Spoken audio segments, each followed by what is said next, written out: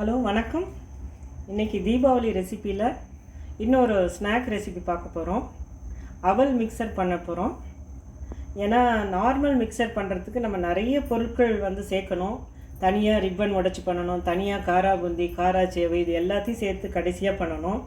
இது அதை கம்பேர் பண்ணும்போது கொஞ்சம் சிம்பிளான மிக்சர். கொஞ்சம் அவசரமாக நான் செய்யணும், எனக்கு சந்தர்ப்பம் இல்லை அப்படின்னு நினைக்கிறவங்க இதை செய்யலாம்.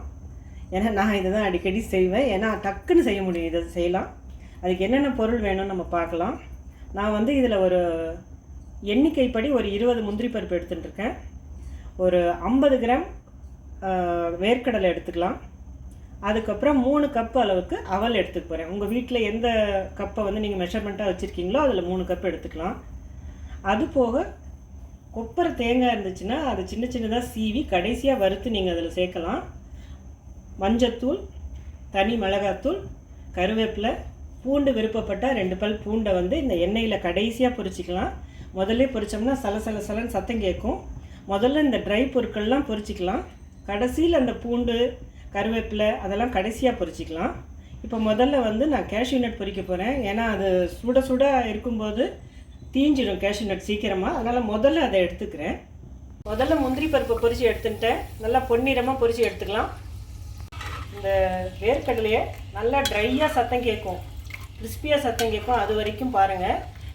செலன்னு முதல்ல சத்தம் போடும். அந்த சத்தம் நிற்கிற அளவுக்கு வறுக்கலாம். அது நல்ல டார்க் ப்ரௌனாக மாறிடும். போட்டிருக்கேன். உங்கள்கிட்ட இந்த வடித்தட்டு மாதிரி இப்படி இருந்ததுன்னா இப்படி அழகாக வடிக்கலாம். என்கிட்ட இந்த ஜல்லிக்கரண்டி மட்டும்தான் இருக்குது.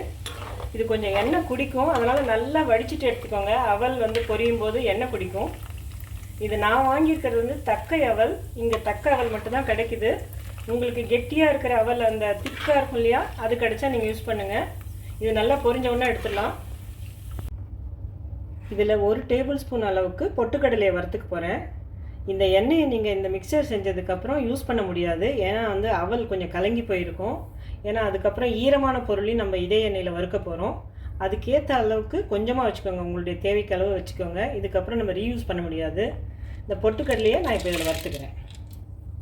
புரியும். இந்த சலசலப்பு அடங்கினவுடனே நிறுத்திடலாம். அது வரைக்கும் வறுக்கலாம். பொரிஞ்சிடுச்சு.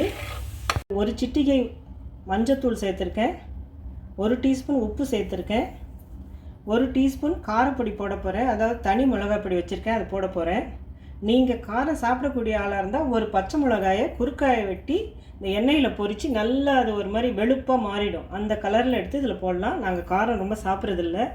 அதுக்கு பதிலாக இப்போ நான் கருவேப்பிலையும் மிளகாவையும் பொரிக்க போகிறேன். மிளகா ஒரு டெக்கரேஷன் பர்பஸ்க்கு தான் நான் எடுத்திருக்கேன். அது முழுசாக அப்படியே போட்டு எடுக்க போகிறேன். கருவேப்பிலையை வாஷ் பண்ணி வச்சுருக்கேன். அது ஈரமாக இருக்குது. நான் இதை அப்படியே தான் பொரிக்க போகிறேன். உள்ளே பொரித்த உடனே அது ட்ரை ஆகிடும் தானாகவே. இதை சேர்த்துக்கலாம். கருவேப்பிலையில் இருந்த ஈரமெல்லாம் போயிட்டு அதெல்லாம் ட்ரையாக மாறிடுச்சு. பொரிஞ்சதுக்கப்புறம் இதை அதில் சேர்த்துக்க போகிறேன்.